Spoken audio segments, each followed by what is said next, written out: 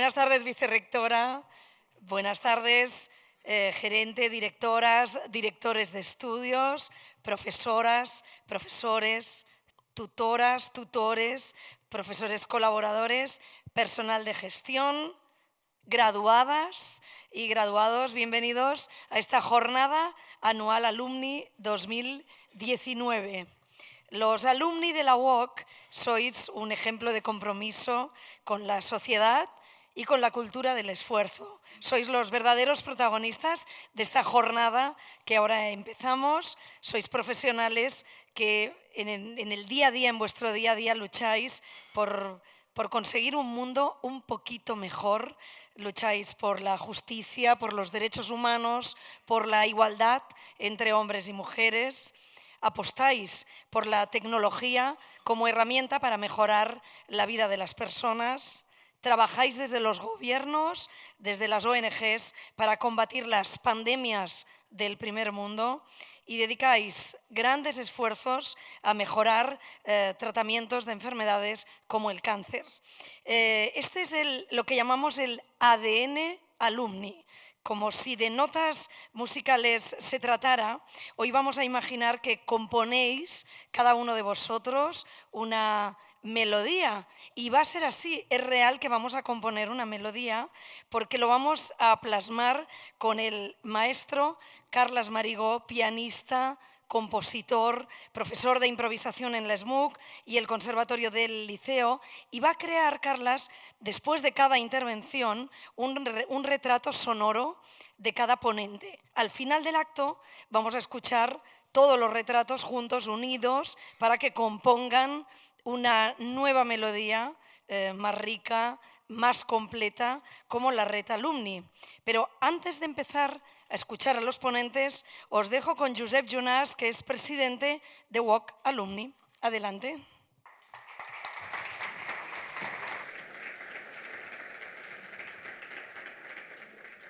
Gemma, muchas gracias por tu presentación.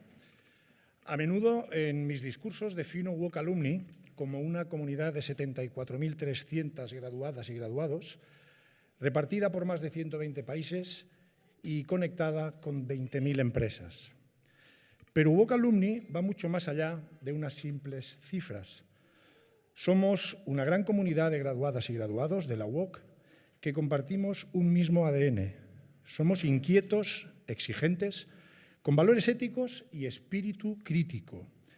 Tenemos capacidad de adaptación a los retos cambiantes del entorno, tanto personales como profesionales. Creemos que la mejor manera de afrontar estos retos es gracias a la formación continua a lo largo de la vida. Trabajamos para mejorar el mundo y contribuir al progreso de la sociedad. Ejemplo de este ADN son Carla, Ricardo, César, Pera, Marit, que hoy subirán al escenario. Pero también María, Paul, Emiliano, Gloria y miles de alumni más que también trabajan cada día para cambiar el mundo. Todos hemos cursado una titulación en esta nuestra universidad, pero la UOC también nos ha graduado en toda una serie de habilidades de las que no éramos conscientes. Gestionar el tiempo, haciendo malabarismos para compaginar estudios, familia y trabajo. Saber que somos capaces de conseguir todo lo que nos proponemos. En definitiva, ser mejores profesionales. Para César, la UOC fue la posibilidad de cursar estudios de informática de una manera diferente que, si no, no habría podido realizar. Para Pera, su DEA de investigación en la UOC le ayudó como mérito para formar parte del grupo de trabajo sobre cambio climático en el Congreso de los Diputados. A Ricardo, la UOC le ofreció la oportunidad de aprender y compartir conocimientos con gente de todo el mundo. Para Carla, un complemento esencial para su formación. Y para Marit, ha sido descubrir la educación permanente en libertad. Nuevamente, estos son algunos ejemplos de lo que ha significado estudiar en la UOC. Estoy convencido de que para todas y todos, la UOC ha sido un instrumento y en muchos casos un motor de cambio y transformación vital. Y lo continuará siendo. Os animo a no desvincularos de la UOC y a participar activamente en esta gran comunidad que es Alumni. Una comunidad que conecta personas, experiencias y habilidades y que nos permite afrontar en las mejores condiciones los retos globales de la sociedad actual. Muchas gracias.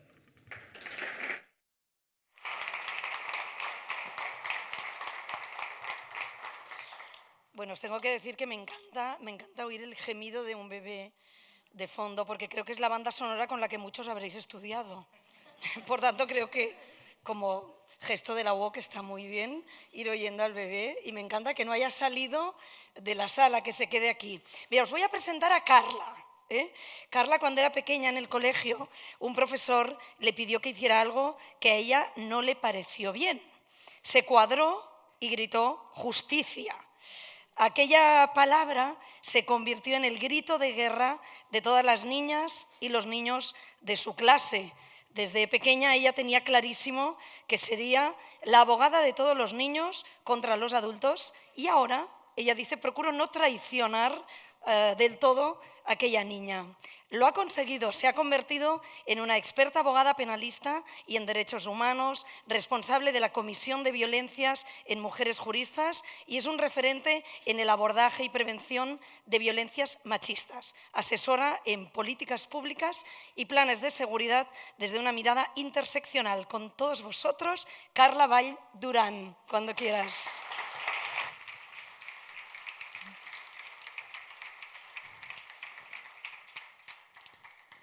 Yo también quiero que el bebé o la bebé se quede. Os voy a contar porque yo soy una superheroína y porque seguramente muchos y muchas de vosotras también. Yo creía que no, pero otra niña me lo dijo. Es mi sobrinita, se llama Lua, tiene 4 años y un día me vio trabajando con la toga, ¿no? Con una capa negra, y entonces pensó realmente que yo era una superheroína. ¿No? Me salió ese gesto adulto pensando, no, es que no estás entendiendo qué hago, y entonces me dijo, pero tú salvas a la gente, ¿no? Y entonces me di cuenta que seguramente algo de superheroína sí tenía. Reflexionando me di cuenta que con algunas herramientas todos y todas podemos llegar a ser estos superheroínas, ¿no? ¿Por dónde empecé? Os voy a presentar un montón de gente normal que en cierto momento hizo algo fuera de lo común. Desintieron. Os presento a Salvador Allende, llamado también el presidente de los jóvenes. Salvador Allende me llegó en cierto momento cuando pensé de adolescente que quería ser de adulta. En ese momento encontré un discurso que hizo en la universidad y decía, mirad, hay 2 posibilidades en la vida, podéis ser o viejos jóvenes o jóvenes viejos.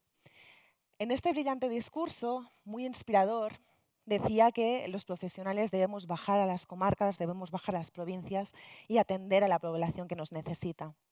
Allende se dirigía sobre todo a las zonas rurales de su país, de Chile. Se dirigía también a las mujeres que justamente empezaban a incorporarse en masa en los sitios, digamos, de cultura, de profesionales técnicas, etcétera, etcétera. ¿Qué de importante nos dio? Pues que de algún modo ser universitario no debía ser en sí un privilegio. Debía ser una obligación moral de todos para transformar la sociedad. ¿Pero qué sociedad tenemos? ¿Qué es lo que debemos transformar? Allende era ya casi feminista sin saberlo. Y yo creo que más o menos, si nos hacen sufrir estas cifras, todos lo somos, todas lo somos. ¿De qué cifras estamos hablando? ¿De qué sociedad estamos hablando? ¿Qué es lo que tenemos? Aquí nos damos cuenta que el 25% de los niños y de las niñas que nos rodean pueden estar sufriendo abuso sexual infantil. Eso es 1 de cada 4. Y yo quiero que interioricéis esa cifra, ¿no? Esos 1 de cada 4 están a vuestro alrededor, no están alejados. Entonces, ¿qué pasa también con las mujeres? ¿No? En 2015 nos llegó esta cifra a nivel europeo. Habla de un 45% de las mujeres sufriendo violencias machistas. Aún así, si miramos la sociedad y no estáis viendo las víctimas, es porque seguramente lo que estáis viendo son supervivientes, ¿no? Porque si no tendríamos un montón de población al margen, y eso no lo tenemos. Las personas se recuperan.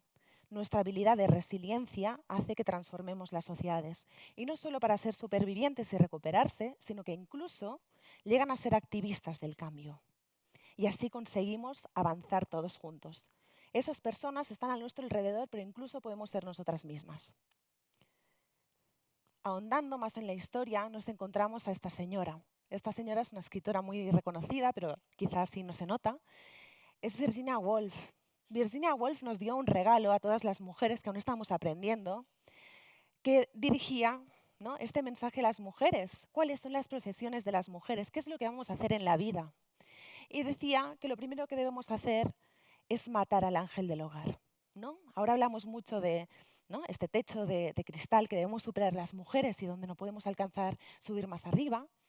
Pero es que además, eso ya lo identificaba Virginia en su momento, ¿no? Y decía que tenemos que luchar constantemente para acabar con él.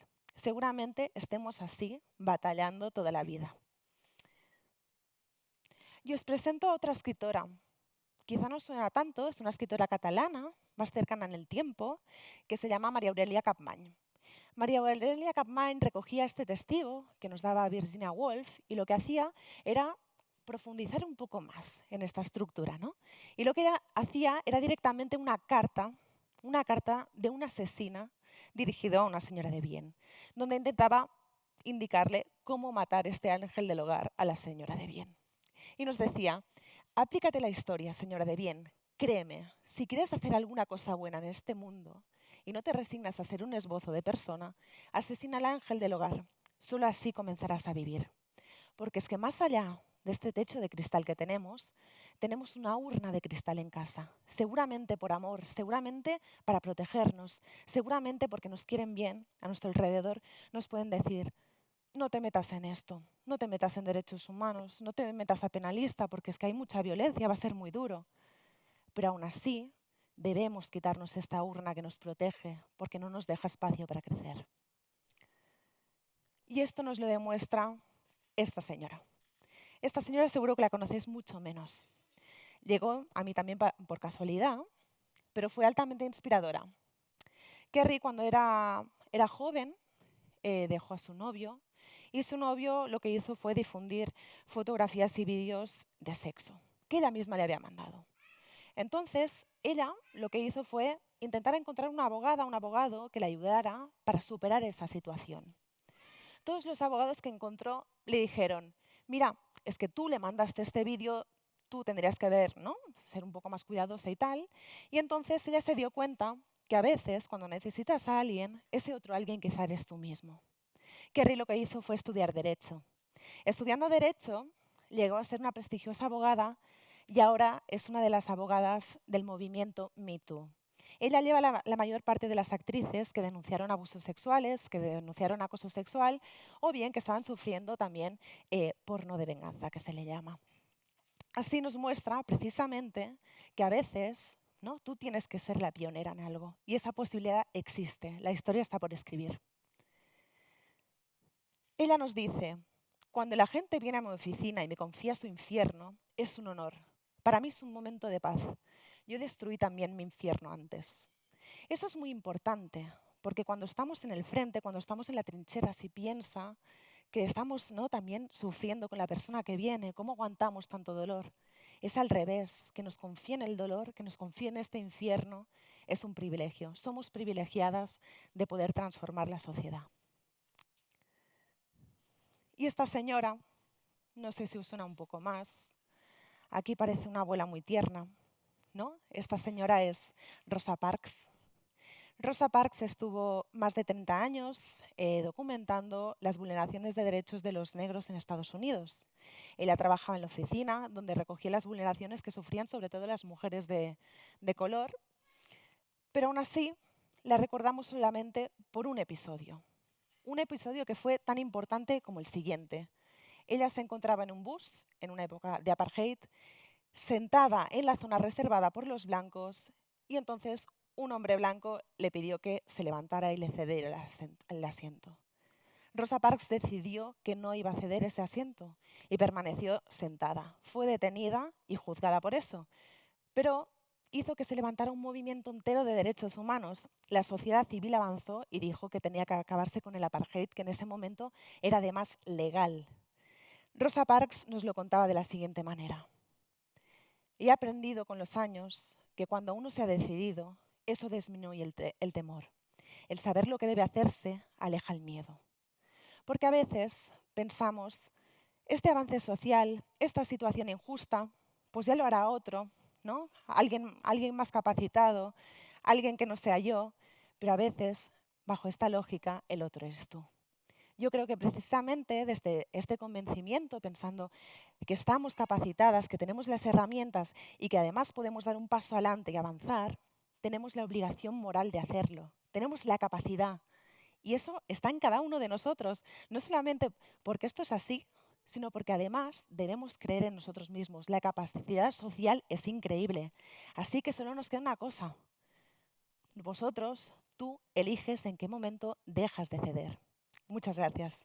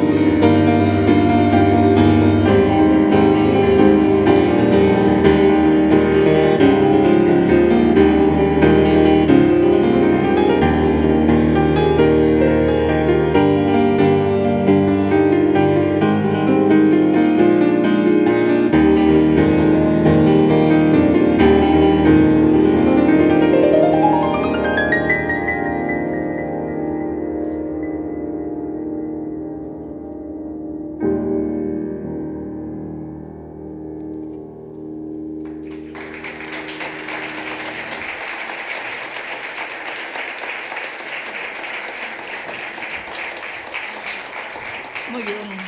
Muchas gracias, Carla, por este discurso tan inspirador, tan propio de la superheroína que tú eres. Y gracias al maestro Marigó, que, como os digo, nos irá acompañando con retratos sonoros de todos los ponentes. Vamos a hablar de pera. Muchos de aquí sois jóvenes y no sé si os acordáis de esos abrigos Loden, que a mí me gustaban mucho. El abuelo de Pera tenía un abrigo Loden, precioso, grueso, pesado, y a Pera le encantaba, ¿verdad, Pera? Te encantaba el abrigo del abuelo. El abuelo había nacido en 1900, falleció en 1986, y Pera heredó con mucha ilusión el abrigo. ¿Pero qué ocurrió? Se lo puso una vez, un 24 de diciembre de aquel año, porque nunca más tuvo el frío suficiente para volverse a poner el abrigo. Yo bromeaba antes, te decía, ¿no has venido con el Loden? Con el calor que hace hoy aquí. Claro, Pera, intrigado con la falta de frío, empezó a registrar diariamente la temperatura mínima y pudo constatar que no se ponía el abrigo porque el frío estaba desapareciendo. Cada año, de forma casi imperceptible, la media de la temperatura mínima subía. Desde ese momento empezó a interesarse por el tema climático. Pera es miembro del grupo de trabajo sobre el cambio climático en el Instituto Español de Estudios Estratégicos. Con todos vosotros, Pera Cantarero Vergé. Cuando quieras.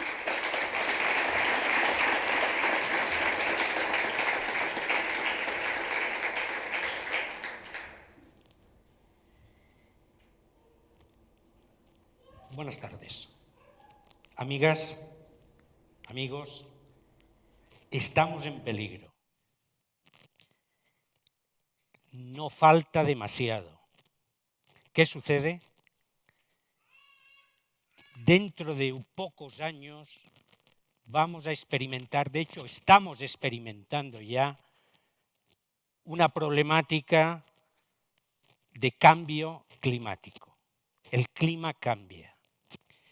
Vamos a intentar explicar esta tarde la influencia de la generación de energía en ese cambio climático. Vamos a dar una veintena de ideas para que podamos recordarlas, vamos a describirlas y vamos a proponer una solución, porque hay solución.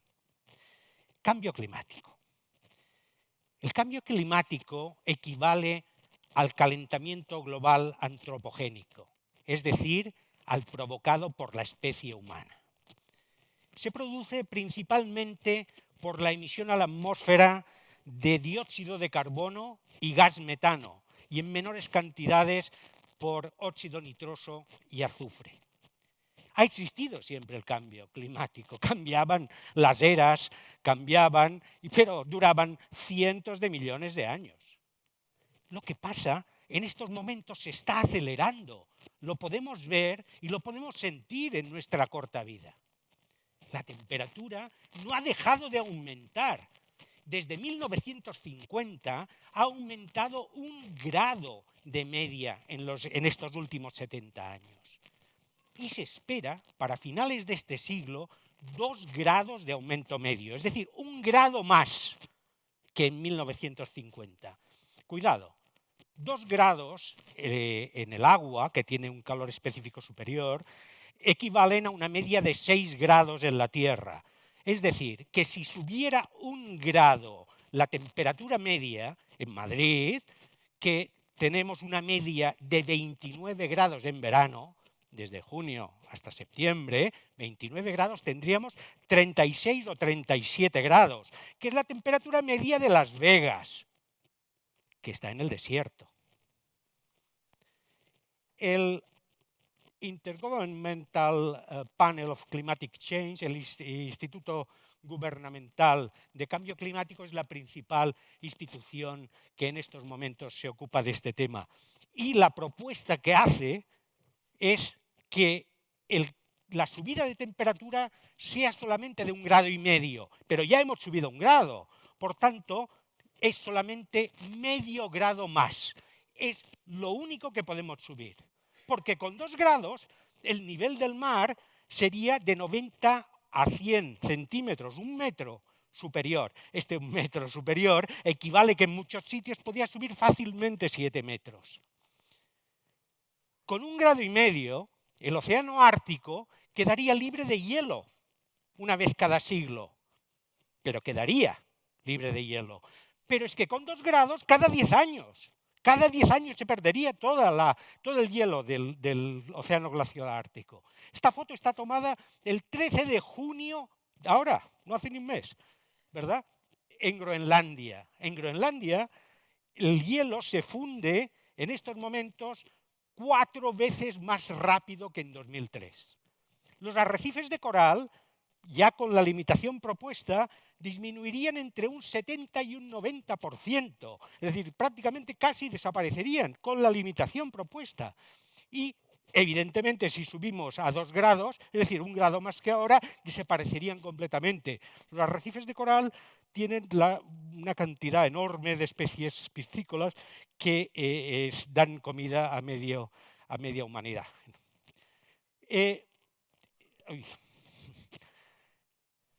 Bueno, ahora se han pasado varias. La generación, vamos a explicar la generación de energía en estos momentos en España. Ahora lo pillamos. Vamos a explicar, como os decía, qué es lo que sucede con la generación de energía y concretamente en España. En la Unión Europea, el 78% de la energía se produce por la generación, el 78% de la emisión de gases se produce por la generación de energía. De este 78, el 52 es por la energía eléctrica, por la generación de energía eléctrica. Y el 26% por el transporte terrestre, el transporte marítimo y especialmente por la aviación. Curiosamente, la agricultura ocupa el segundo lugar. La FAO ha emitido un informe en el que dice que el 18% de los gases que se emiten a la atmósfera, nocivos, provienen de la agricultura. La culpa la tienen las enormes extensiones de arrozales asiáticos que dan comida a media humanidad, pero que este cultivo del arroz tiene que hacerse en agua encharcada y entonces produce muchísimo metano. ¿Y quién produce la energía eléctrica en España? Nada menos que las centrales nucleares. Las centrales nucleares españolas producen el 22% de la energía en España. Es una energía limpia. En estos momentos Google está experimentando con la fusión fría, que probablemente sea una de las soluciones para el futuro. La eólica, en estos momentos, el viento, ya produce un 20%. Es una energía limpia. El carbón, el carbón produce también una energía... estamos perdidos. Vamos a lo que interesa. El carbón es una energía también nociva y que en estos momentos produce el 15% de emisión de gases. Posteriormente encontramos la energía hidroeléctrica que produce un 14%, es la energía de los ríos y los saltos, se turbina el agua y con un generador se fabrica energía eléctrica. Y solamente un 5% está formada por la energía solar. Lo que sucede es que para este 1,5 grados, en 2030 tenemos que haber bajado el 40 o entre el 40 y el 45% de la emisión de gases. Es decir, que dentro de 11 años, o sea, pasado mañana, tenemos que haber bajado las emisiones de gases contaminantes entre un 40 y un 45%. Y seguir, para que en 2050 lleguemos al cero absoluto de emisiones, para que en 2050 se terminen. Caramba, ¿tenemos solución para eso? Pues sí, tenemos solución. Power Storage Pumped Plant, centrales de bombeo. Centrales de bombeo, ¿cómo funcionan? Las centrales de bombeo tienen el principio son dos depósitos, uno inferior y uno superior. De noche, cuando cuando sobra energía, lo que se hace es bombear el agua del depósito inferior al depósito superior.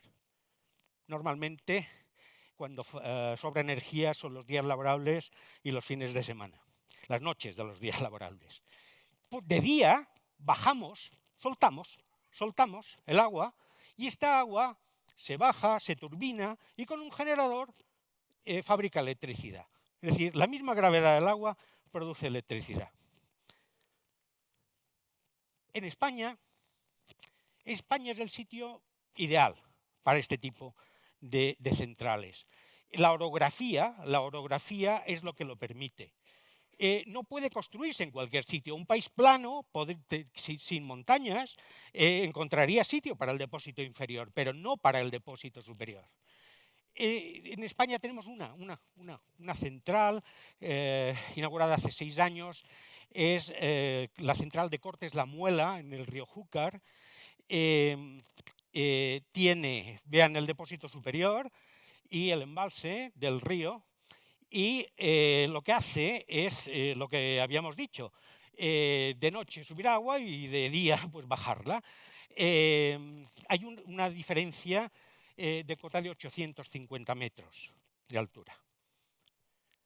España es la nación que tiene mayor capacidad de embalse de Europa. Hay más de 350 embalses adecuados. Una central de bombeo de este tipo equivale a la potencia de 40 centrales termosolares.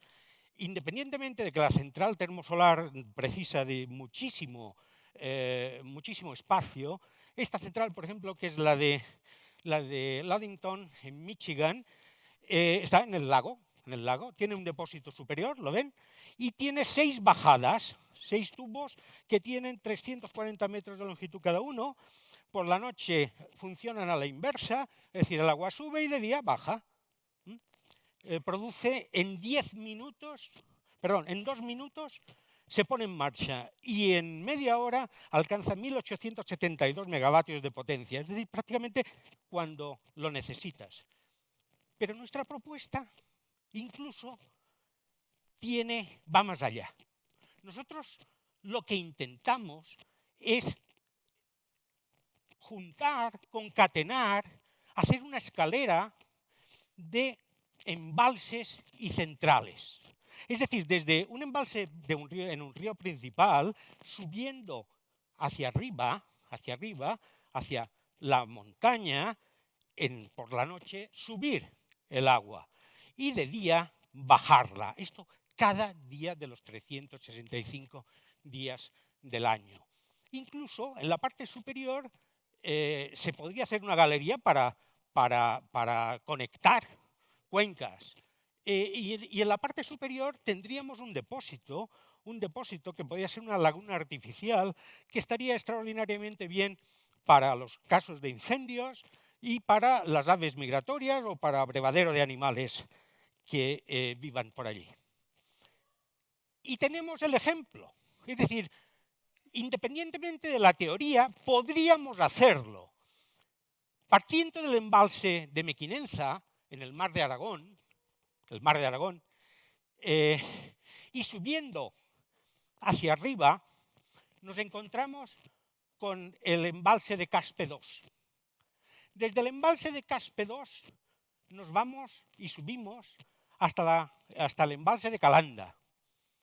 Y del embalse de Calanda subimos hasta el embalse de Santolea. Es decir, una escalera de centrales de bombeo unidas. De una central a otra, del embalse de Mequinenza hasta el embalse de Aliaga, hay 80 kilómetros. Es factible. Podemos hacerlo. Es imprescindible que lo hagamos. No valen excusas. Nos jugamos no nuestro propio mundo, nos jugamos el mundo de nuestros hijos. Dentro de 11 años, los cataclismos cada vez serán más frecuentes. Es imprescindible que lo hagamos. Debemos hacerlo. Debemos cambiar el mundo. Debemos salvar el mundo. Muchas gracias.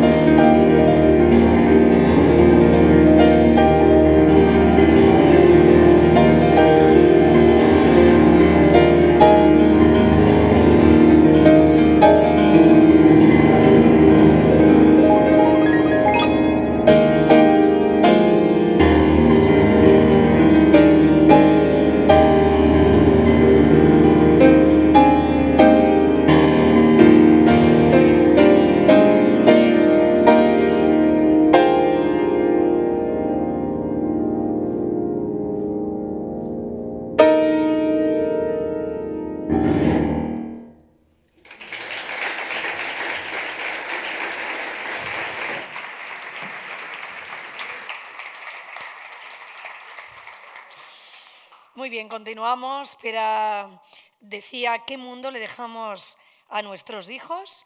Y precisamente vamos a hablar ahora de niños, de infancia, pero quizá de niños y niñas que lo pasan un poco peor que nuestros hijos.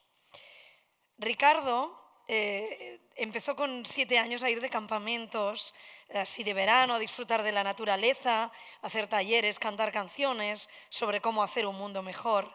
Y de esa semilla que se cultivó en campamentos y actividades de fin de semana, floreció el activismo que ha marcado y que marcó su adolescencia y su juventud, hasta el punto que su tiempo libre y su compromiso personal pasó a ser su profesión. Él abandonó su carrera profesional como ingeniero informático y pudo dedicarse profesionalmente a trabajar por los derechos de la infancia. Dedica su trabajo a intentar hacer realidad los mundos que soñaba en su tienda de campaña.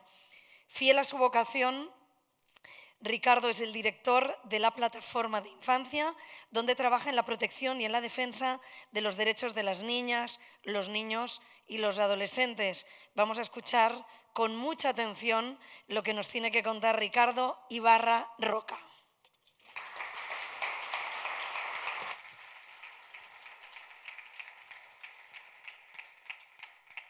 Muchas gracias. 0, 1, 2, 9, 0. Con estos simples 5 números puedo saber cómo va a ser vuestra vida. Puedo saber cómo va a ser vuestro futuro. Puedo saber si vais a tener más o menos hijos. Puedo saber si tendréis una casa grande, un buen empleo, o por el contrario sufriréis precariedad y tendréis una casa en la que viviréis hacinados. Puedo saber también si vuestros hijos tendrán la oportunidad de estudiar aquello que quieren ser, o lamentablemente se verán abocados a dejar los estudios pues, por malas notas, porque lamentablemente hay que meter dinero en casa y tienen que empezar a trabajar. Estos números me aportan también información sobre vuestra salud, sobre las posibilidades que tenéis de sufrir ciertas enfermedades y los riesgos. Estos 5 números puede que en algunos casos me equivoque en mis predicciones con esta información, pero en la gran mayoría de los casos, lamentablemente, voy a ser muy certero. Y digo lamentablemente porque este número es el código postal, porque el origen, a día de hoy, en el año 2019, sigue siendo determinante para saber cuál va a ser nuestro futuro. El código postal, es cierto que hay ciertos factores, como pueden ser el clima o el entorno, que tienen cierta incidencia en esto que estamos hablando, pero la clave que me da toda esta información es básicamente los ingresos que tiene un hogar, los ingresos y las políticas que existen para compensar esa desigualdad. Un niño que nazca hoy en un hogar pobre va a ver mermadas sus posibilidades de futuro. Es algo que le va a marcar, que va a determinar sus oportunidades, es algo que va a ser crucial en su vida, es algo que se transmite entre generaciones, la pobreza. Según un estudio de Cáritas, el 80% de los niños que hoy son pobres van a seguir siendo pobres cuando sean adultos, por mucho que se esfuercen, por mucho que lo intenten, porque lamentablemente, si no tomamos medidas y hacemos cosas, estos niños no van a ver cambiada su situación. Pero ¿de qué hablamos cuando hablamos de pobreza? ¿Cómo podemos saber si un niño es pobre o no es pobre? Por suerte o por desgracia, mucha gente cuando hablamos de pobreza infantil tiene esa imagen de un niño desnutrido, pasándolo fatal en algún país lejano. Y por suerte, como digo, eso ya no pasa en nuestro país. No tenemos prácticamente esa imagen y si existe es tremendamente residual. Pero esa imagen tan estereotipada de la pobreza infantil nos impide ver una realidad invisible a nuestros oídos, pero tremendamente real, que es la realidad de la pobreza infantil. Es cierto que cuando hablamos de pobreza e intentemos medir y entender qué significa, es algo complicado, porque estamos hablando de empleo, hablamos de vivienda, hablamos de protección social, de ayuda familiar, de un montón de temas, de dimensiones que hay que analizar. Pero hay un indicador clave para saber si un hogar va a tener dificultades o no. Se llama tasa de pobreza.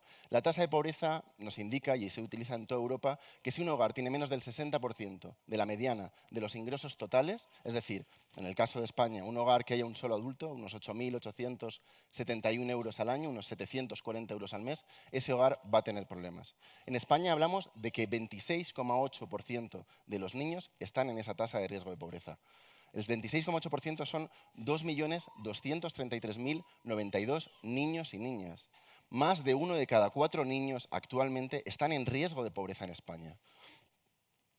Pero cuando hablamos de pobreza infantil, realmente, ¿por qué marcamos tanto el acento en la pobreza infantil? ¿Por qué no hablamos de pobreza en general? ¿Por qué tanto énfasis?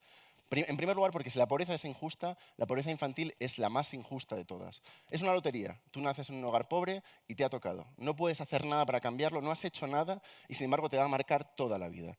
Y en segundo lugar, porque la pobreza infantil tiene un impacto mucho mayor, más prolongado y más intenso que en otros grupos de edad. Y además es que es altísima en nuestro país, mucho más que en cualquier otro grupo de edad. Si vemos la tasa de pobreza infantil en España, comparada con la tasa de pobreza infantil adulta, siempre ha estado 5 o 10 puntos por encima. Y no solamente en la crisis, incluso antes de la crisis hemos estado con tasas de pobreza infantil por encima del 20%. Es un problema estructural, un problema que tenemos como país. Y esto no pasa en todos los grupos de edad. Hay grupos de edad donde esta situación no ha sido tan dura. Por ejemplo, esta es la tasa de pobreza infantil para los mayores de 65 años. Cuando llegó la crisis, bajó la tasa de pobreza en comparación con el resto. ¿Por qué? Porque hay medidas protectoras. Las pensiones consiguieron salvar que muchos ancianos y mayores no tuvieran mayores problemas durante la crisis y pudieran sobrevivir. Tienen un problema también, pero no es tan grave como la situación de los niños. ¿Y por qué pasa esto con los niños? ¿Por qué no protegemos a los niños? En primer lugar, el origen pasa por una mala concepción cultural de lo que es la pobreza infantil y de lo que son los niños. Entendemos que los niños en España son una cuestión meramente de sus padres, casi una cuestión privativa y una propiedad de los propios padres. Y no un bien social, algo que nos beneficia a todos como pasa en otros países. No entendemos que el beneficio de la infancia es un beneficio que nos beneficia a todos, tengamos o no tengamos hijos. Esto nos ha llevado a construir un estado del bienestar empobrecido, que no se ha ido a proteger suficientemente a los niños y a las niñas. Y además, porque nuestras políticas para erradicar la pobreza no tratan de erradicarla, intentan hacer que los pobres sean un poquito menos pobres. Y eso nos ha llevado a pensar que, bueno, el crecimiento económico, cuando salgamos de la crisis, estos problemas desaparecerán. Y no, a día de hoy no solamente hay tasas de pobreza infantil en hogares donde ninguno de los adultos trabaja, es que hay tasas de pobreza infantil donde los dos adultos están trabajando. Y podríamos decir, bueno, pero ¿qué es un niño pobre? Al fin y al cabo, hemos dicho que no es una situación de extrema necesidad, de estar desnutrido, como decíamos en algún país lejano. ¿Qué es ser un niño pobre en España? Un niño pobre es aquel que va a tener mermadas sus posibilidades de futuro y de desarrollarse. Ser un niño pobre es la historia de Juan, un chaval de 12 años que padece obesidad. Es un niño que tiene una mala alimentación porque sus padres no siempre se pueden plantear comprar carne, pescado y verduras cuando lo necesitaría. No tienen dinero suficiente y tienen que tirar a veces de pastas, de arroces, de procesos de comida ultraprocesada, de comida precocinada. Y no solo eso, sino que tampoco tienen tiempo para dedicarle a cocinar y poder darle una mejor alimentación. Juan, además de padecer obesidad, no puede hacer nada para cambiar su situación como podría hacer pues, haciendo deporte después de clase, porque sus padres no se lo pueden permitir. La historia de Juan, que ahora padece obesidad, seguramente sea la historia de un adulto que seguirá padeciendo obesidad. Tendrá riesgos cardiovasculares y de otro tipo por la pobreza infantil que ha padecido en la infancia. Ser pobre es la historia de María, una niña brillante, inteligentísima, que ha sacado siempre muy buenas notas. Pero este año le está yendo bastante mal. Sus padres han perdido el empleo y hay una situación de mucho estrés en casa. María le ha pasado factura este estrés y le está yendo mal en inglés, en matemáticas, y sus padres no se pueden plantear un refuerzo escolar este año. Y es que además María no puede dedicar más tiempo a estudiar porque tiene que cuidar de su hermano pequeño, porque sus padres ya no están en casa, están buscando empleo o están en empleos precarios a los que llegan muy tarde por la noche. María, lamentablemente, seguramente el año que viene tenga que dejar los estudios y se tenga que poner a trabajar con 16 años. Eso ayudará un poco a la economía familiar durante unos años, pero eso va a condenar a María a que siempre viva en una situación precaria, en empleos sin salida y no pueda reconducir esa situación y esa decisión que tomó por culpa de la pobreza infantil. No solamente es la historia de Juan y de María, es la historia de 2 millones de niños en España que tienen problemas. Niños que a lo mejor en invierno no tienen para poner la calefacción. Niños que a veces el dentista y el oculista tienen que esperar porque no lo cubre la seguridad social y ahora mismo no hay dinero. Son niños que a veces incluso su ocio y su cultura es diferente porque no tienen las posibilidades y los mismos servicios que tendrían otros niños. Porque a veces les da vergüenza traer a sus amigos a casa porque no quieren enseñar su casa en su propio cumpleaños. Son niños que tienen muchos problemas ahora, pero que les van a perseguir durante toda la vida dejándoles una cicatriz. Pero si esto nos llama, si no nos llama suficientemente la injusticia que es ser pobre, es que es absurdo desde un punto de vista egoísta y económico. La pobreza infantil tiene costes. En primer lugar, un coste de oportunidad. Un país que tira por la borda el talento de 2 millones de niños y lo que podrían contribuir a su sociedad. Pero es que también hay un coste económico asociado. Son millones de euros gastados en trabajadores sociales, en prestaciones, en problemas de sanidad a posteriori que podríamos solucionar. En Estados Unidos, por ejemplo, han calculado cuánto cuesta la pobreza infantil y la estiman en 4% del Producto Interior Bruto. Eso, en España, son 40.000 millones de euros. Solo con la mitad erradicaríamos la pobreza infantil. ¿Y por qué no hacemos algo más? ¿Y por qué tenemos esta situación en España? O a lo mejor nos podemos preguntar, oye, ¿es tan raro esto? Es decir, igual es algo normal en un país moderno. Igual otros países de nuestro entorno tienen los mismos problemas. Es algo que, bueno, pues es una pena, pero tenemos que seguir viviendo con ello. Pues no. España realmente tiene una diferencia con el resto de los países. España tiene una tasa de pobreza infantil mucho más alta que el resto de la Unión Europea, porque hacemos pocas cosas y además las hacemos mal. Si vemos aquí, la tasa de pobreza infantil en azul es la tasa que hay antes de la política pública. España no tiene una tasa muy alta, si veis, está justo al ladito de la media europea, un poquito más, pero no mucho más. La tasa en rojo es la tasa que hay después de la política pública, después de las ayudas, de los impuestos, del estado del bienestar.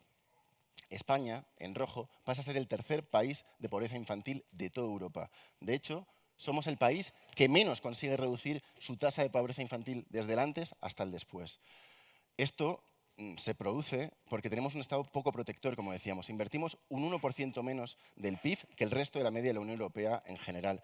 Tenemos, por culpa de esta poca inversión, pocas ayudas a las familias. Tenemos una escuela de 0,3 poco apoyada, sobre todo por aquellos más vulnerables. Poco apoyo al material escolar u otros gastos que supone la educación. Tenemos unas malas políticas de conciliación y además tenemos una baja tasa de natalidad traducido por todo este tipo de problemas. Un ejemplo muy claro para que veáis el desastre de políticas que tenemos. La prestación por hijo a cargo es la que se entiende como la mejor medida para combatir la pobreza infantil. Una ayuda directamente a las familias que tienen niños. En casi toda Europa es una ayuda universal. En España no. En España es una prestación que llega solamente a las familias con más problemas. Pero es que no solamente llega a muy poca gente, es que la prestación por hijo a cargo, si la comparamos, nosotros damos 28,5 euros al mes a una familia con muchos problemas económicos por cada hijo. 28,5 euros al mes. Mucho menos que otros países con problemas económicos muchos más grandes que los nuestros. Porque no estamos priorizando este problema. No es un problema capital para nuestro país ni somos conscientes de lo grave que es. Esta realidad es dura, es muy complicada.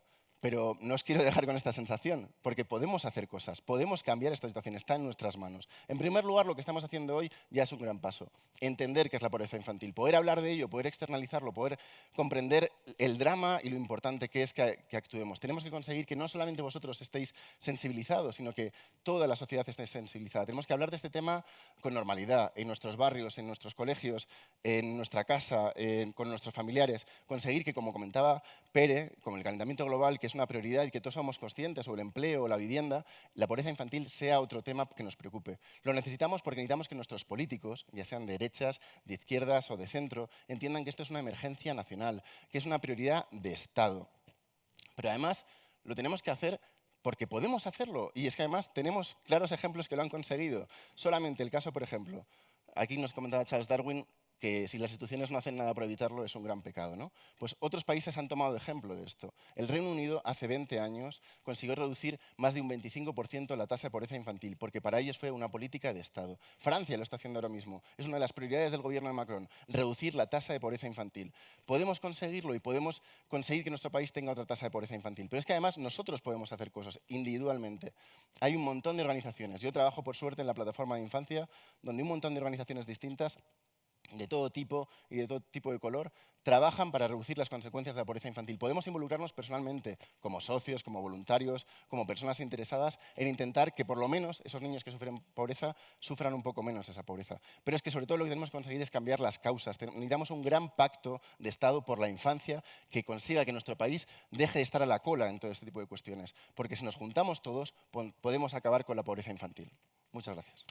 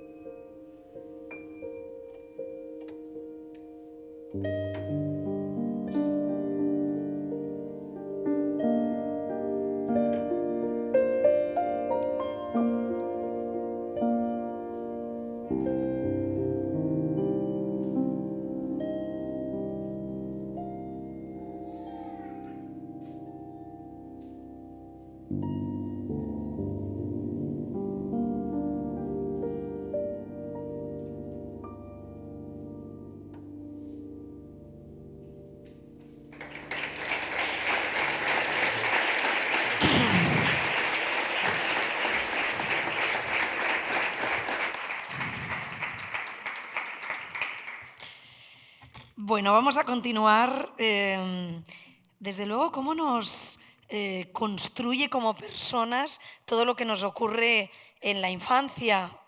Lo hablaba Ricardo, ¿no? Esos campamentos, el abrigo del abuelo de Pera. Y Marit también le ocurrió lo mismo. Ella vivió su infancia en un pueblo en la costa holandesa.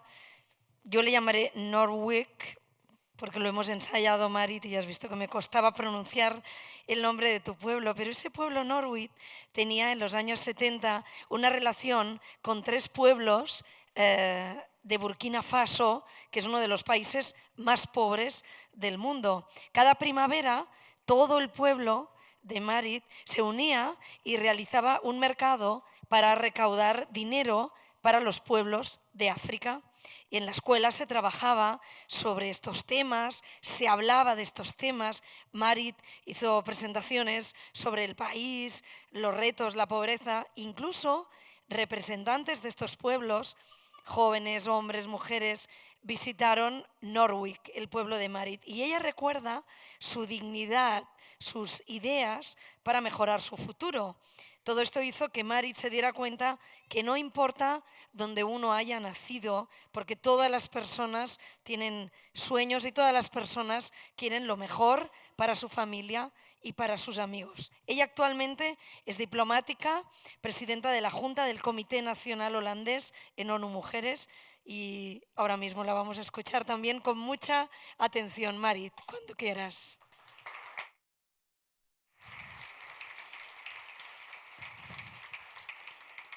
Gracias.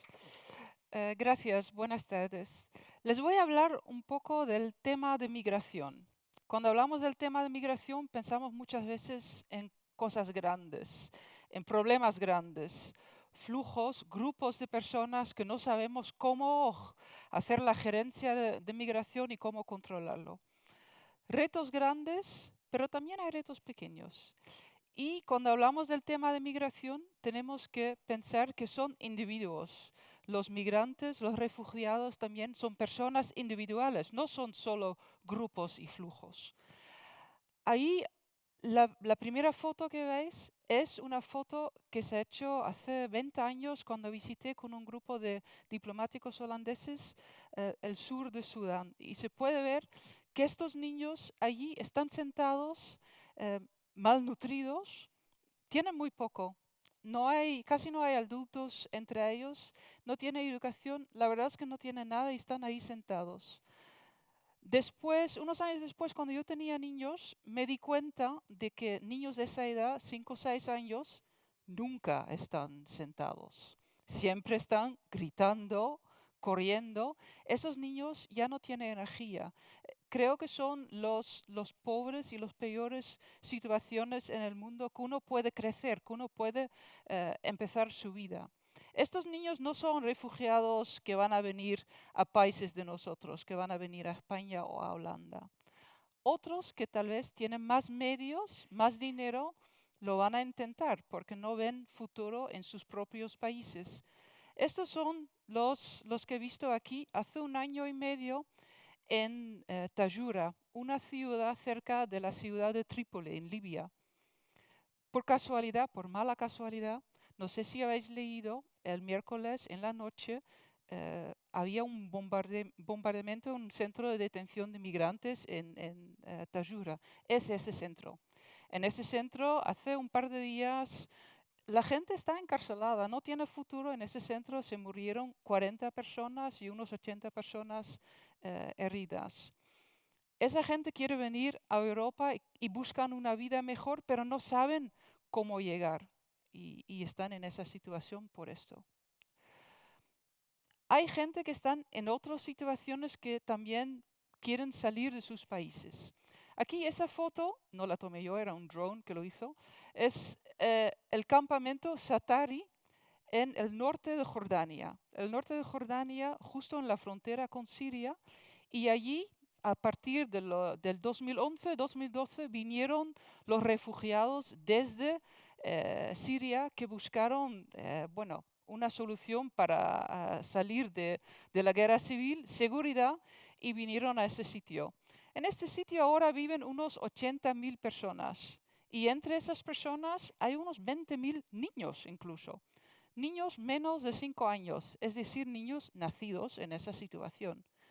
Se puede ver que la situación allí es mucho mejor de las 2 situaciones que hemos visto primero, pero en esa situación hay ONGs que ayudan a la gente, que les da comida, que les da también educación, sanidad, atención psicológica.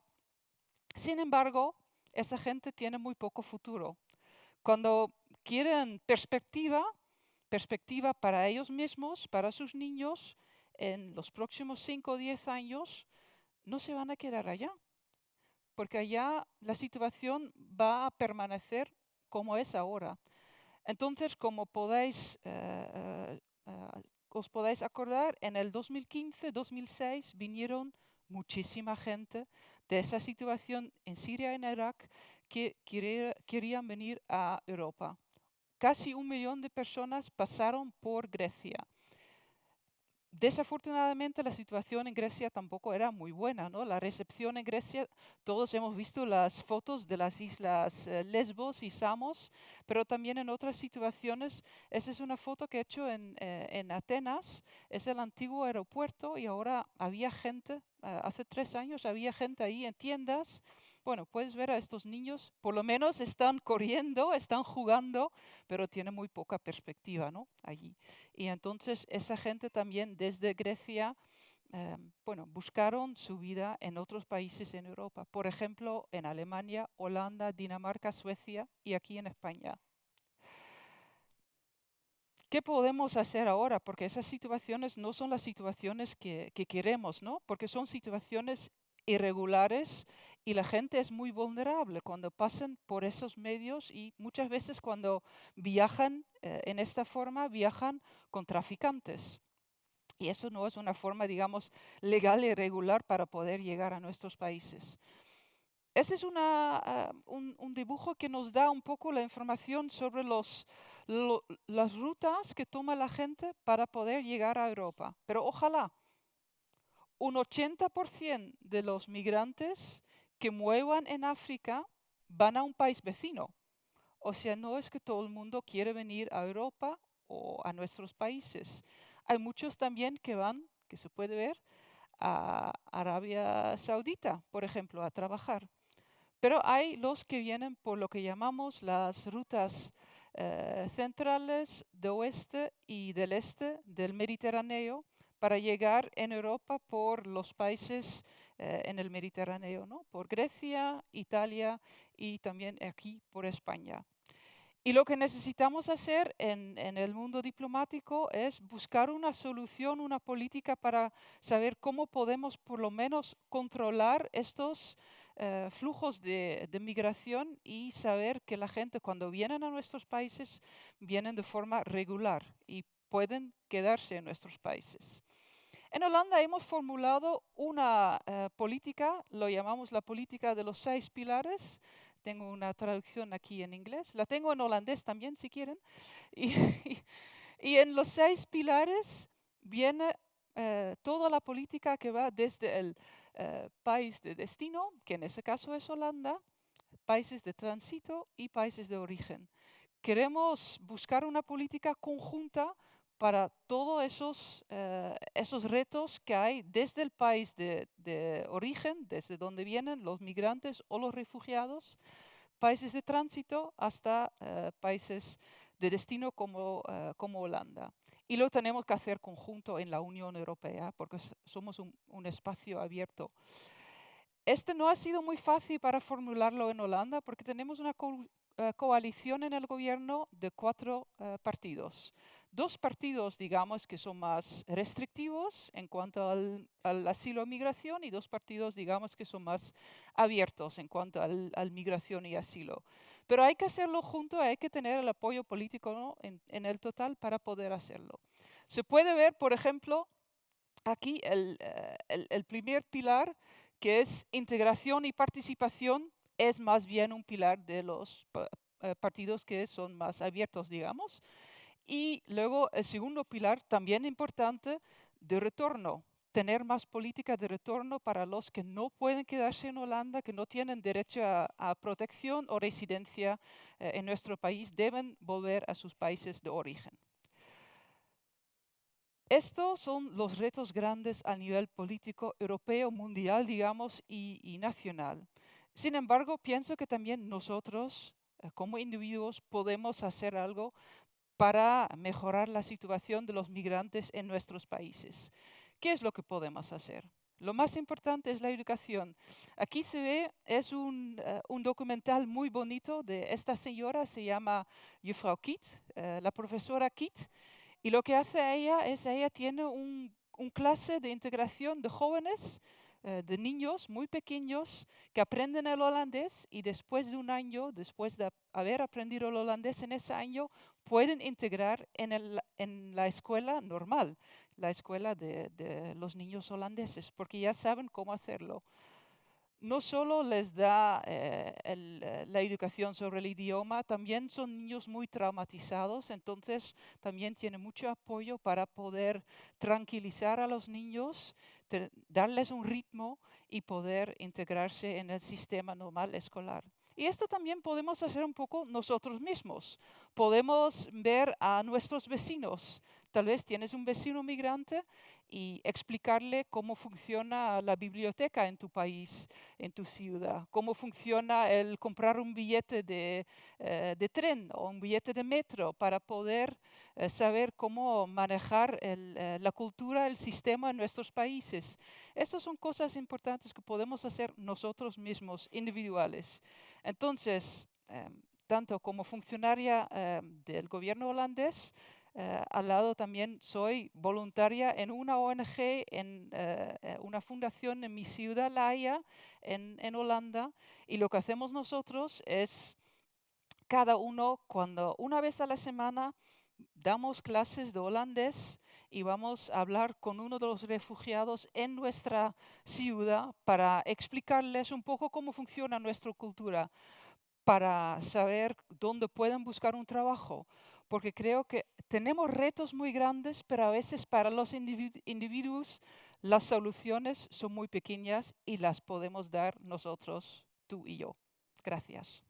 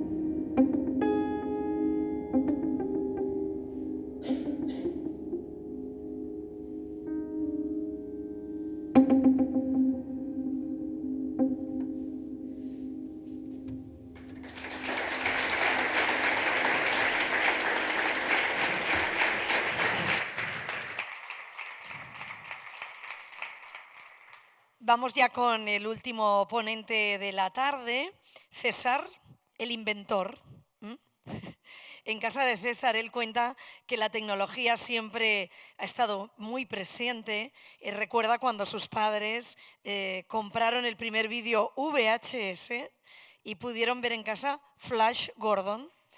Poco después llegaría el primer Spectrum con un librito, cuenta él, que estaba repleto de ejemplos con el que podía aprender a programar.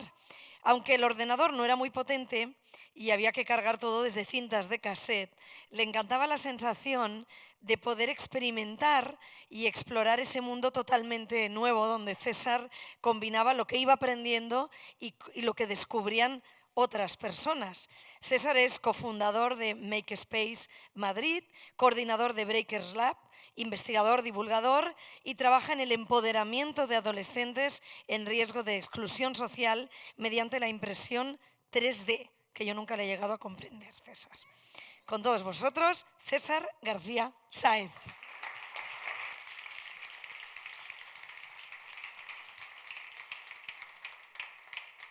Gracias. Gracias por la presentación, Gemma. Este es el Spectrum, este es el pequeño ordenador, seguro que alguno lo habéis visto, con estas teclas como de chicle, ¿no? que se hundían y no era muy ergonómico, pero era lo que había en ese momento. Y es ahí donde di mis primeros pasos como autodidacta en la cuestión de la informática, donde empecé pues eso, a probar, a ver, oye, si cargo esto, si pongo esto, ¿se rompe? No, bien, podemos seguir, ¿no? Esa parte experimental que yo creo que me ha acompañado durante muchísimo tiempo. A partir de aquí, uno de los grandes retos fue, bueno, me gusta esto de la informática, ¿qué vamos a hacer con esto? ¿Me puedo ganar la vida con esto? Que quizá al principio no lo veía nada claro. Y pocos años después empecé ya como informático, ¿no? No se puede ser más informático que trabajar en un sitio que se llamaba Informática del Ayuntamiento de Madrid, donde he estado un montón de tiempo administrando toda esa parte de la informática que no se ve, todo lo que hay detrás de los servicios, de los mapas, a veces de las ventanillas también, ya sabéis que están ahí también. Y el caso es que mi primera aproximación a la UOC fue precisamente para formalizar cosas que de alguna forma ya llevaba trabajando un tiempo, ¿no? Informática. Bueno, eres informático cuando tienes el título, eres informático cuando trabajas con ordenadores. Bueno, en mi caso la UOC fue como un poco el salto que unió esos dos mundos, ¿no? Y que me permitió pues formalizar mis estudios de Ingeniería Técnica de Sistemas cuando yo estaba trabajando en la parte de Administración de Sistemas en el Ayuntamiento. La verdad es que eso es un mundo súper interesante. A mí me sigue gustando todo cómo se va desarrollando, pero di como un paso lateral y me acerqué al mundo de la innovación, que también me llamaba mucho, ¿no? ¿Qué se puede hacer para mejorar los servicios públicos? Y precisamente en uno de los retos que se lanzó desde el Ayuntamiento, buscando gente que propusiera ideas nuevas, trabajé en un proyecto que se llama Tarjeta Única Ciudadana, Tarjeta Tú, así con un color flúor muy intenso, para tratar de evitar que lleváramos 70 tarjetas, ¿no? Que toca, una tarjeta, dos tarjetas, ¿no? ¿Por qué? O tengamos una, que no sea útil, ¿no? Ya se puede hacer con la tecnología. La cuestión es que por diversos motivos, al final el proyecto estuvimos trabajando muchísimo, no ha llegado, seguro que todavía tenéis varias tarjetas en vuestros bolsillos. Pero sí que me llegó un punto en el que dije, bueno, ya he estado en innovación, vuelvo a informática, ¿qué voy a hacer? Bueno, pues era un momento así como de cambio vital y ya os contaré, según avancemos, cuál fue el resultado. Pero antes de ello me gustaría enseñaros algunos. Este es como el Spectrum de hace 15 años, ¿vale? Para mí fue como un reencuentro con la tecnología. No sé si muchos conocéis este pequeño ordenador, se llama Arduino. Es una pequeña placa, que aquí está súper gigante, es como así, ¿vale? Tamaño de un teléfono móvil, y nos permite, a través de todos esos conectores que tenemos en la parte de arriba y en la parte de abajo, conectar la informática con el mundo real. Puedo instalar sensores, puedo instalar actuadores, puedo hacer que se conecte a Internet, puedo hacer un montón de inventos.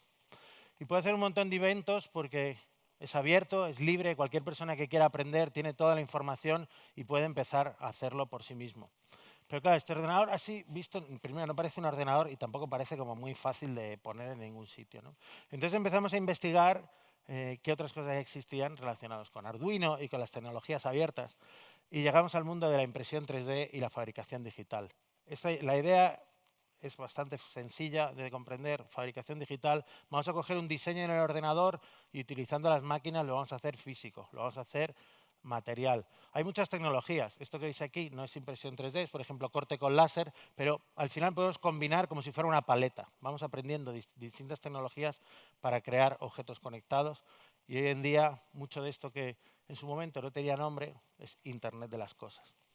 La verdad es que aprender por nuestra cuenta siempre es complejo y en nuestro caso también acceder a esta maquinaria era un reto y decidimos juntarnos un grupo muy grande para lanzar un espacio que se llama Makerspace Madrid, que lanzamos hace casi 7 años ya, en el que juntarnos y aprender los unos de los otros, en el que tener un sitio compartido en el que poder ir cogiendo ideas que tenemos en la cabeza y haciéndolas tangibles. Y eso es muy potente. Y a mí me da la sensación que estaba como otra vez en el momento del Spectrum. Oye, estoy aprendiendo, estoy juntándome con otra gente y estamos descubriendo cosas. Y esa sensación de descubrir creo que es algo que me ha marcado de siempre y que me ha llevado hacia adelante. Pero muy al hilo de vuestras presentaciones también, tenía la sensación de, bueno, y gente que está fuera de esto, que a lo mejor no tiene la oportunidad. Y hace 3 años lanzamos un proyecto que se llamaba Breakers Lab, en el que básicamente invitábamos a jóvenes en situación vulnerable a venir al espacio y a adquirir competencias básicas en fabricación digital. Es un programa de 40 horas en el que la primera mitad básicamente adquiere la parte técnica, cómo funciona una impresora 3D, cómo puedo diseñar, cómo puedo hacer mi diseño, pero no nos centramos tanto en la teoría, porque la teoría al final se puede aprender cada uno por su cuenta o como sea. En la segunda parte del programa lo que les invitamos es hacer un proyecto, hacer algo tangible, con algo que esté relacionado con su entorno, algo que tenga que ver con su barrio, algo que tenga que ver con su comunidad o con el sitio donde se están dando estas clases. Os voy a enseñar algunos ejemplos para que veáis hasta qué punto puede haber cambiado la vida a algunos de estos jóvenes.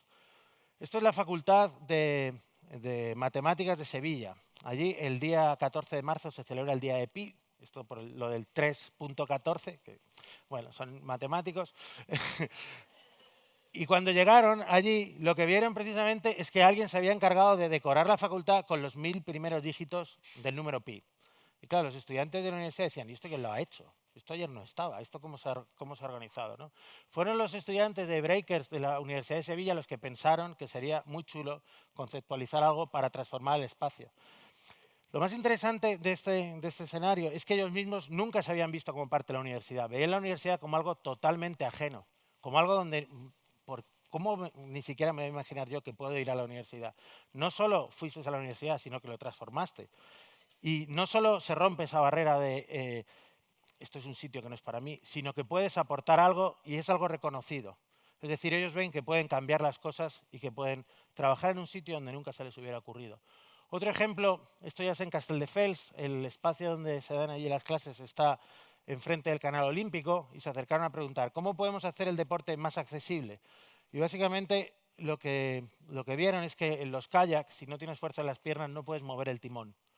Personas que, por ejemplo, habían perdido una pierna o que tenían problemas de movilidad no podían utilizar esos kayaks. Y lo que hicieron fue una pequeña caja que veis ahí en la pala para que cualquier persona apretando un botón pudiera mover el timón y pudiera básicamente manejarse por sí mismo y seguir haciendo ese deporte aunque no tuviera fuerza en las piernas. Es una idea que se les ocurrió a ellos y que fueron capaces de crear y de prototipar en el propio laboratorio. Al final estamos todo el tiempo pensando con estos jóvenes, aquí tenéis nuevas competencias, aquí tenéis unas habilidades y coincido mucho con lo que decía Ricardo. En muchos de los casos dicen, yo lo que necesito es un trabajo, yo lo que necesito es mañana saber cómo puedo hacer algo con esto que he aprendido aquí que me sea útil, porque necesito dinero o para irme de casa o para aportar y apoyar a mi familia. Pero muchos de vosotros habéis visto estos informes por la parte de la tecnología se va a comer todos los trabajos. Seguro que os suena, ¿no? Los robots, las inteligencias artificiales, ahora estamos como en ese momento en el que parece que la informática va a acabar con todo y que los trabajos que hacemos van a dejar de tener sentido. Pero yo tengo una visión un poco quizá más optimista, quizás por estar explorando todo el tiempo y ver las cosas que van pasando. En uno de esos informes del One Economy Forum se hablaba de cuáles son las habilidades que más se van a buscar. Y las habilidades que más se van a buscar no tienen que ver con esas habilidades técnicas de la informática. No, son habilidades que podéis ver, son muy transversales y son cosas que hemos practicado, cosas que hemos aprendido como estudiantes de la UOC. Crear nuevas ideas, resolver problemas no predecibles, pensamiento crítico, son cosas que podemos practicar, pero que no se practican muchas veces solas, sino que tenemos que practicar en grupo, interactuando con otras personas y aprendiendo los unos de los otros. Seguro que ahora estáis pensando con todas estas presentaciones, ¿qué puedo hacer? Vale, tenemos la cuestión de los trabajos. He aprendido un montón de cosas. ¿Cómo puedo ponerme en marcha y hacer algo que sea interesante? Y desde hace un tiempo, no sé si muchos lo conocéis, ahí Josep lo he visto ya con el pin, se han anunciado una serie de objetivos para el desarrollo sostenible. Lo podéis encontrar con Agenda 2030, porque son retos para los próximos 10 años, para la próxima década. Y viendo los objetivos, pues creo que prácticamente todos los que hemos estado hablando estamos trabajando en alguno de ellos, ¿no? Carla, el objetivo 5, igualdad de género. Mari, la reducción de las desigualdades. El número 10, Ricardo, el fin de la pobreza. Y Pere hablando de energía asequible y no contaminante. Podéis elegir, hay muchísimos. Y me gustaría aprovechar que estoy aquí para... La UOC tiene educación de calidad, el 4. Pero yo me gustaría que cuando dentro de 10 años nos volvamos a juntar, la UOC fuera también un referente en el número 17, que es alianzas para lograr los objetivos. Pensar que la universidad nos puede juntar, que nos puede ayudar, que nos puede conectar y que puede ser un agente también activo y que se ponga manos a la obra. Porque eso es lo que hicimos. No hace falta esperar a que nadie nos dé permiso. Nos podemos poner manos a la obra y cambiar las cosas. Gracias.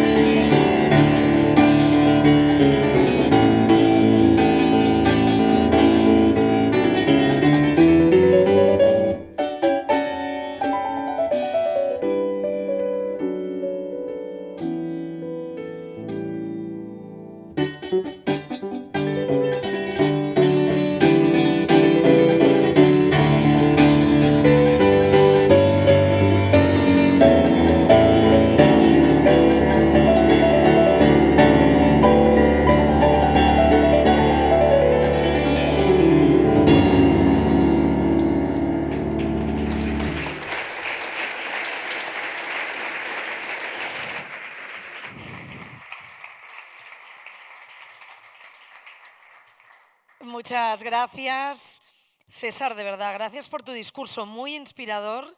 Yo ya me estoy buscando a qué me apunto en la UOC, alguno de estos objetivos de desarrollo sostenible. Bueno, y ahora os quiero pedir a todos, César, Carla, Mari, Ricardo, Pera, que os acerquéis al piano, por favor.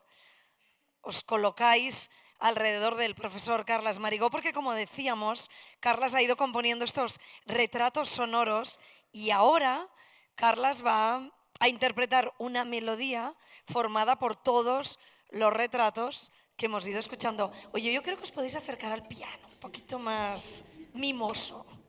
Espera, acércate. Vale, así me gusta más, profesor.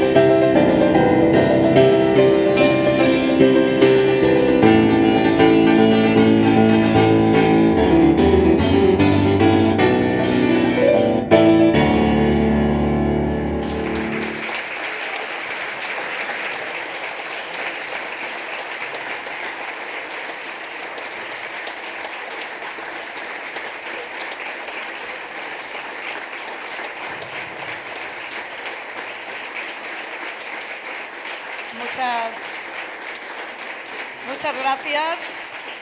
Carlas, Marigó, muchísimas gracias a los 5 alumni. Este año han sido ellos los que han subido al escenario, pero bueno, el año que viene podéis ser cualquiera de vosotros que subáis aquí. Lo decía muy bien Josep Jonas al principio, la comunidad alumni está viva, crece y va mucho más allá de unas cifras. Yo ya me despido, os agradezco a todos la atención y quiero agradecer sobre todo a Dayana. ¿Sabéis quién es Dayana? La que nos ha acompañado durante todo el acto, que tiene pinta de dentro de unos años ser un alumni que suba aquí y cambie el mundo. Dayana, va por ti. Despedimos. Le voy a pedir a la vicerrectora de Ocupabilidad y Empleabilidad que concluya el acto. Àngels Fito, adelante.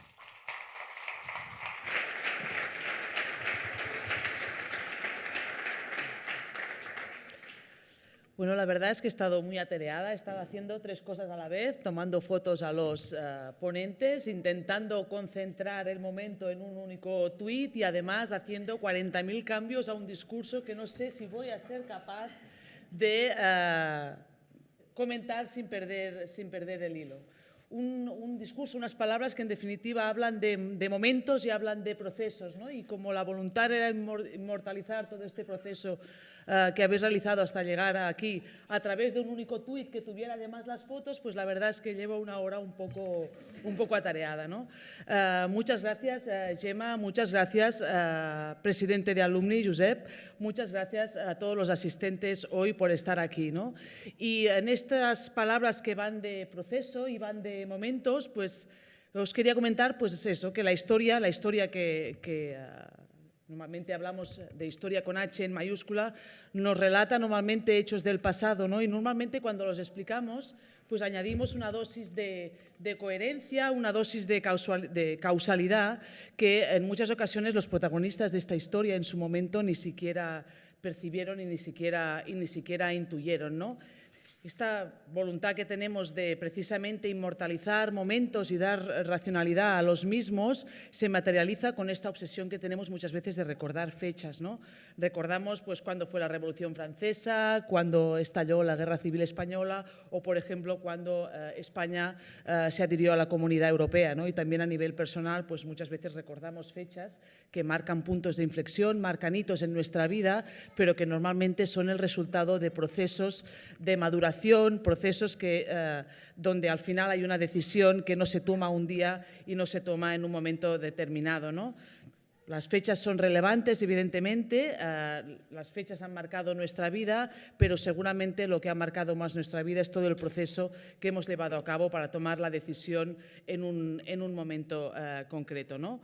Por lo tanto, llevando esta metáfora de la fecha y del momento pues a la jornada de hoy, quizás podríamos convertir en fecha relevante el momento en que se matricularon Carla, Pera, Marit, Ricardo y César, o también, ¿por qué no?, quizás aún una fecha que seguramente yo creo que deben recordar el día que se graduaron.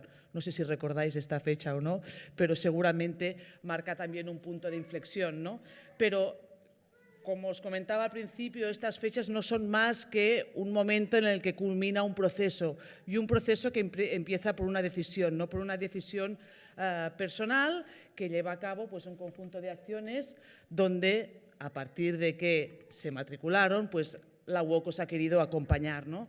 Un acompañamiento que en definitiva lo que hace es que al final, cuando os vemos presentar estas magníficas exposiciones que habéis hecho hoy aquí y que en definitiva dan mucho valor al título de la jornada, alumni que quieren cambiar el mundo, y creo que no hemos sido grandilocuentes al elegir precisamente este título para la jornada de hoy, pues nos sintamos especialmente orgullosos porque pensamos que sí, que os hemos acompañado en este proceso y que a esta idea, a esta semilla, esta voluntad que ya llevabais inherente y que no es mérito nuestro por ninguna parte, nosotros también hemos podido acompañaros para que floreciera en iniciativas que, en definitiva, repito, pretenden efectivamente cambiar el mundo, ¿no? Y hoy tenía aquí escrita, esta no es fruto del momento, sino que viene preparado, viene por la parte del proceso, una cita de Judy Garland, que también la efeméride de su muerte fue en un momento concreto, el 22 de junio del de este año decía, siempre la mejor versión de ti mismo, sé siempre la mejor versión de ti mismo en vez de una versión de segunda categoría de otras personas, ¿no? Y creo que hoy lo hemos visto y lo vemos cada día. Tenemos grandes alumni, grandes estudiantes, personas que pasan por nuestra universidad con una voluntad muy firme pues, de transformar las cosas, ¿no? Y por nuestra parte es un placer inmenso acompañarlos, seguirlos y seguirlos más allá de su fecha, de este momentum que es la graduación, ¿no? Porque a pesar de la diversidad de orígenes, de momentos, de intenciones y de voluntades, los 5 compartéis, y creo que los 5 sois el ejemplo, pero hay muchos más detrás, somos, como decía Josep, 74.300 alumni, esta voluntad de cambio y de transformación, ¿no? Esta voluntad de ser y de trabajar para ser mejores profesionales, esta voluntad, esta idea de crear un mundo mejor, ¿no? Y si ahora me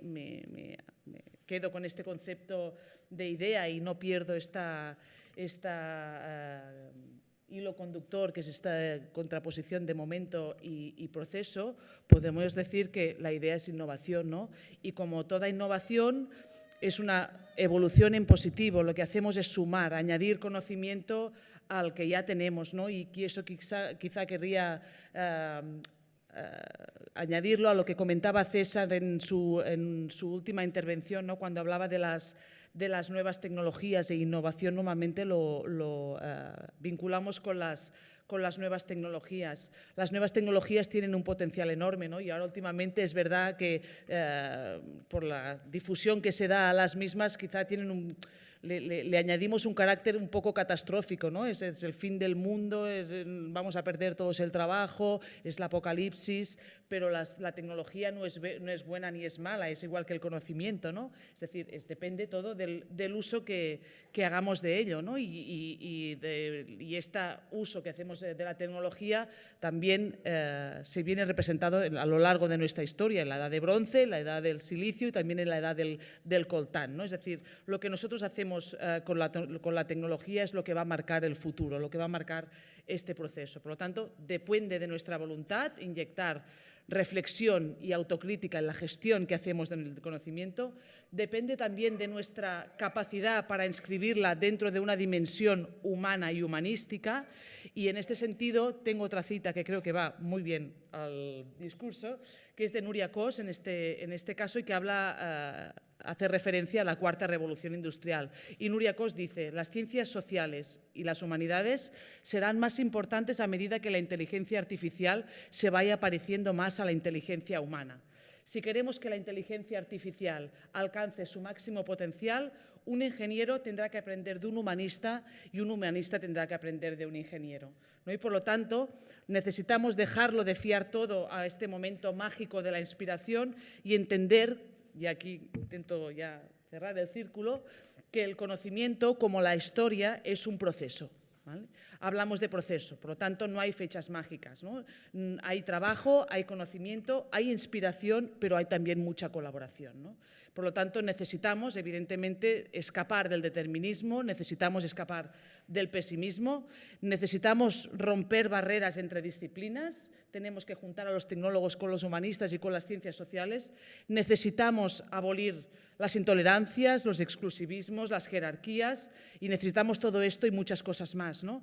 Pero el elemento clave para marcar la diferencia está en nosotros mismos como especie humana, y hoy nos habéis dado un baño de realidad, porque nos habéis dado un baño de realidad, pero también nos habéis dado un baño de activismo, y habéis hecho una cosa muy importante, y es que en todas vuestras intervenciones nos habéis interpelado para que de manera individual, cada uno de nosotros pueda poner un granito de arena para conseguir realizar esta transformación que es tan necesaria, ¿no? En definitiva, hablamos de empatía, y si hacemos un repaso rápido, las 5 experiencias que nos han precedido hoy tienen en común y esencial. Aquí tenía escrito empatía, pero le he añadido en este montón de garabatos que tengo aquí escrito también resiliencia. Creo que Carla hablaba de resiliencia y creo que esto también nos une a los 5. Hablamos de empatía porque empatizamos con el resto de la humanidad, pero hablamos también de resiliencia porque sois capaces de mantener el esfuerzo y de romper tantas barreras como sea posible. Si hay una forma superior o preferible de generar conocimiento, es a través del acompañamiento, es a través de la colaboración y es a través de la empatía. Y en la UOC hace 25 años que nos esforzamos para crear este entorno, ¿no? Este entorno que fomente la colaboración, a pesar de que cada uno trabaja desde su ordenador. Un entorno que evidentemente fomenta la resiliencia, porque si no, no acabaríais, estamos seguros, sois muy resilientes. Pero además, lo que nos queda es, al final, queremos mantener este pozo, ¿no? El pozo de todos y cada uno de vosotros, de todos vuestros recorridos, y hoy sois una buena muestra de ello. Hablaba al principio de la historia con H mayúscula, ¿no? Y yo tenía preparado acabar mis palabras hablando de la UOC del futuro, ¿no? Un futuro que también escribimos con F mayúscula, ¿no? Y los alumni, precisamente, los 5 que habéis hablado aquí, pero buena parte de los 74.300 que hay detrás, sois precisamente la evidencia de nuestro acierto de perseverar, de intentar generar empatía y generar resiliencia. Y solo para acabar, os voy a chivar el tuit que ya he colgado y que justo se ha colgado cuando ha sonado la última nota del piano. A ver si la letra, los garabatos. He puesto, a lo mejor me he equivocado, digo, Carla, bueno, es sujeto, verbo, predicado, porque el tuit ya sabemos que los caracteres son muy limitados y quería escribir solo uno. Carla asesora en política de género. Pera lucha contra el cambio climático. Ricardo defiende y protege nuestra infancia.